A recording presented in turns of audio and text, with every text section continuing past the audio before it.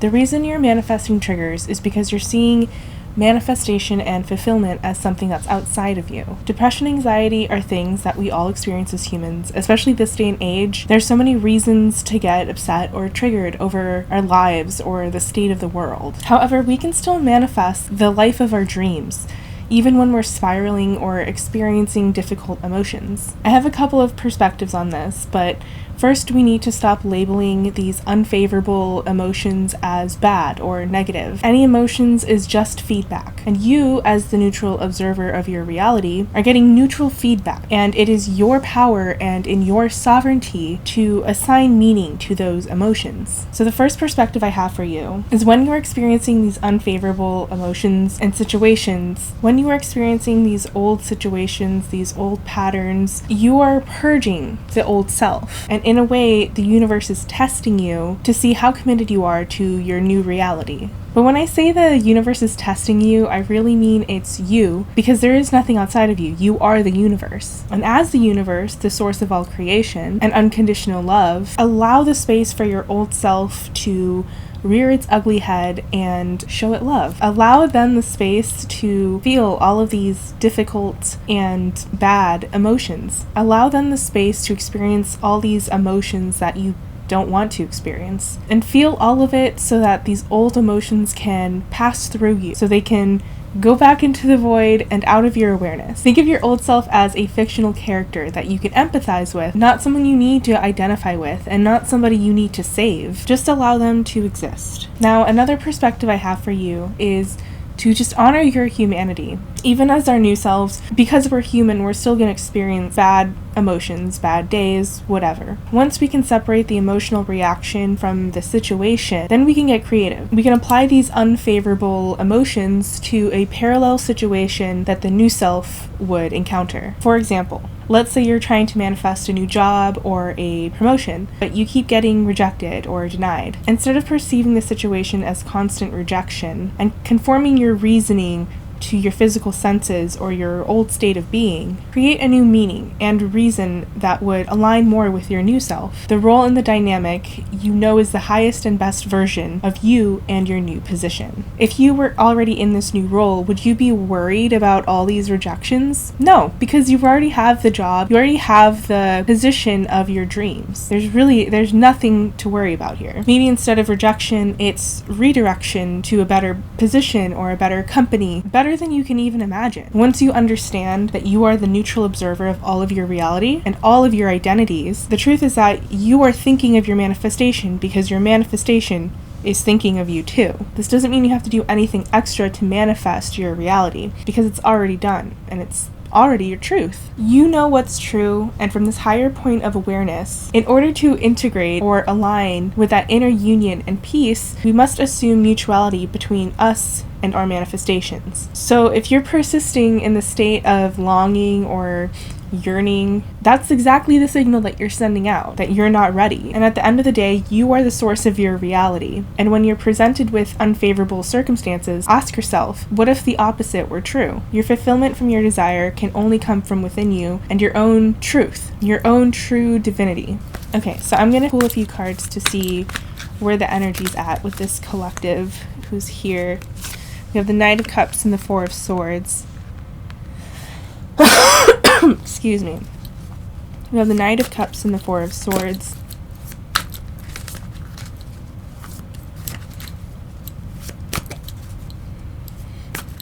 Knight of Cups is all about romance. Wearing your heart on your sleeve. And the Four of Swords is all about rest and excuse me, and meditation.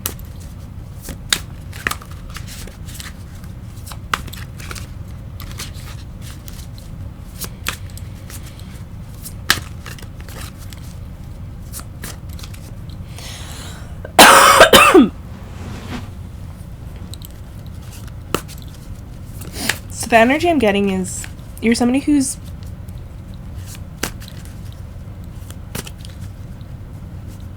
wears their heart on their sleeves. But a download that I've been pondering lately is When you wear your heart on your sleeve,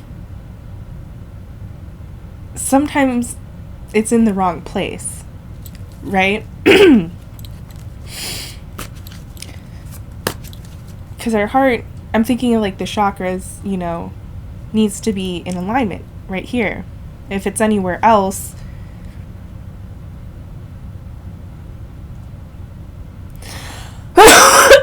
excuse me. If it's anywhere else, you're perceiving that fulfillment, that love outside of you. You gotta bring your heart back into your chest. Oh yeah, okay, hold on. Look at the imagery here. So this is the Knight of Cups. Okay, this is the Four of Swords. Her heart is literally outside of her.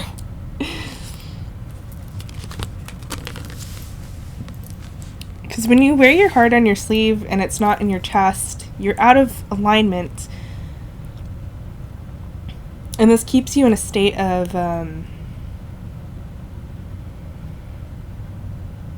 sleep, but not like meditation. It's like you're just so tired. I guess it's like kind of like an exhaustion here. Maybe this is your heart being returned back to you in your own nest when you're not even looking, when you're not even trying. Excuse me. Okay, we have the Two of Pentacles. Yeah, so I'm getting this energy of like juggling, trying to discern when it's the best time to wear your heart on your sleeve or when to bring it back into yourself. You have the Emperor and the Hermit.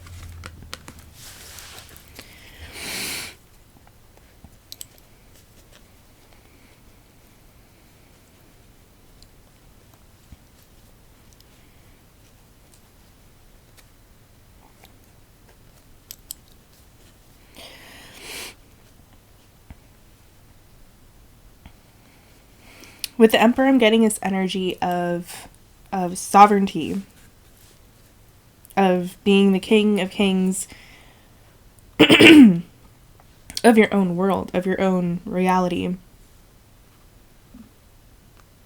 Whatever that looks like, or whatever your physical life looks like,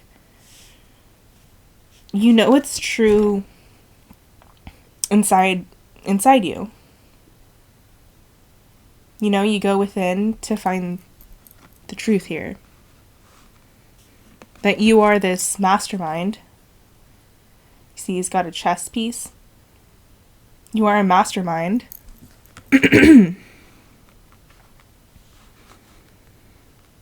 And when you're when you're juggling this feeling of like, when do I wear my heart on my chest?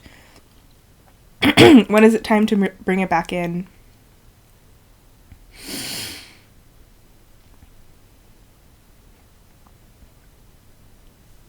You can trust yourself that you already know when to do this.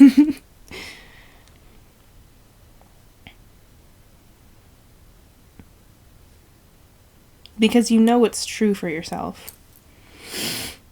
Hold on, I'm gonna get some water. With the Eight of Pentacles on the back of the deck, I'm getting that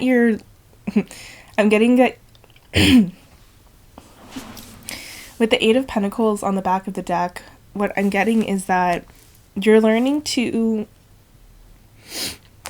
work with these phases, these ebbs and flows of life. When it's time to wear your heart on your sleeve, when it's time to reel it back in.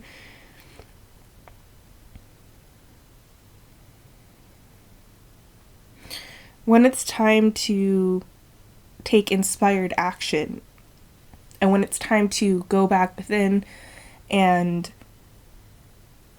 come back to your truth. Okay, I'm going to pull some Animal Apothecary cards now for any inspiring messages from Source about our manifestations. Sacred boundaries. So what I'm getting with the sacred boundaries is, what kind of boundaries are you holding up with yourself?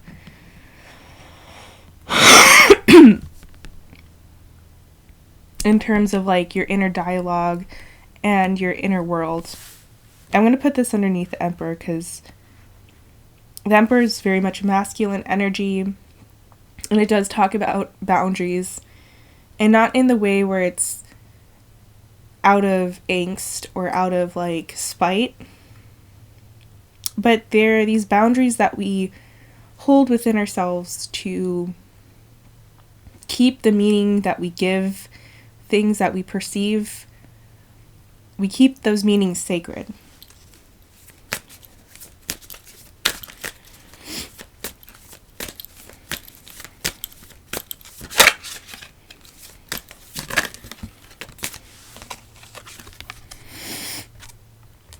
Tame and attain.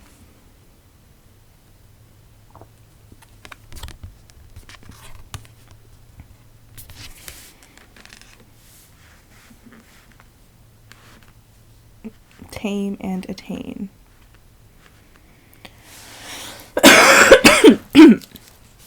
So what I'm getting is like, when we keep our boundaries sacred, when we hold up these boundaries, it's a lot easier to tame the mind, to tame the ego, in order for it to follow our command. In order for us to make the right choices towards that manifestation, no matter what it might seem like from a logical perspective.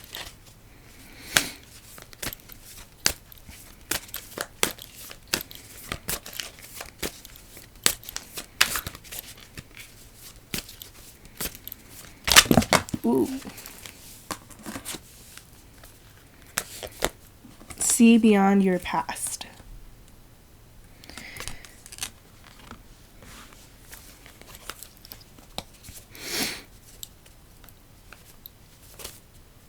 Yeah, because the ego wants to protect us. The ego wants to protect us from experiencing the same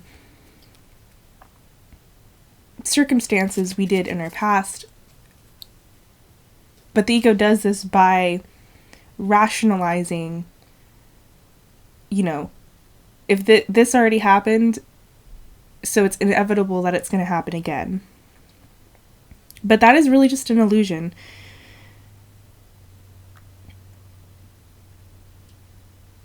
That is really just an illusion. Because we can change our past at any time in any moment in our own consciousness, in our own world. And that is how we keep our boundaries sacred, how we keep our meaning sacred, is we don't let our egoic minds to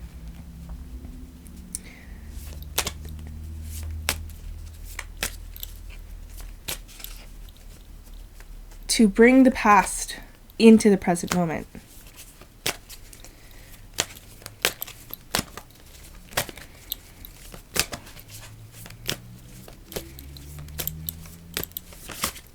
Let's see. All right. Any closing messages? Any closing messages?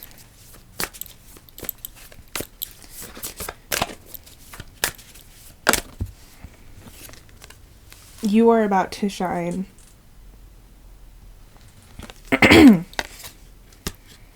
And perception. Oh my god.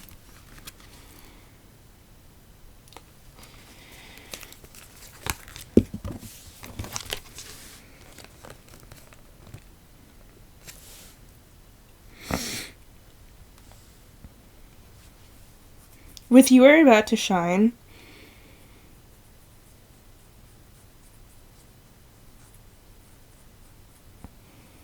I'm getting this energy of like, you are ready to be seen.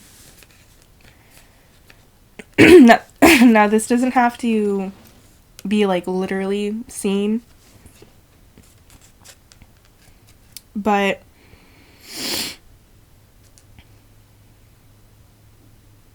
anytime we're manifesting something new or anything that we've never had,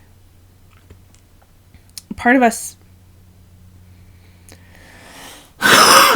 that part of us needs to be seen and needs to shine.